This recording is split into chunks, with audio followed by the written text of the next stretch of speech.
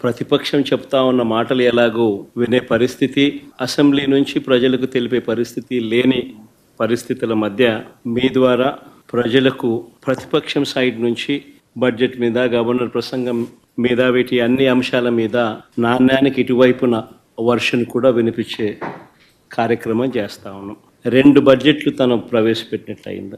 ఈ 2 బడ్జెట్లు చంద్రబాబు నాయుడు గారివి గమనించినట్లయితే అన్ని రకాలుగా ప్రజలను మోసం చేసిన తీరు తేటతెల్లంగా కనిపిస్తుంది. ఎన్నికలకు ముందేమో బాబు షూరిటీ, భవిష్యత్ గ్యారంటీ.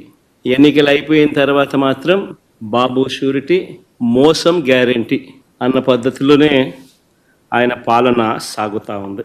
బడ్జెట్ కానీ, గవర్నర్ ప్రసంగం కానీ ఏది చూసినా కానీ కనిపించేది ఒకటి పరనింద, 2 ఆత్మస్తుతి.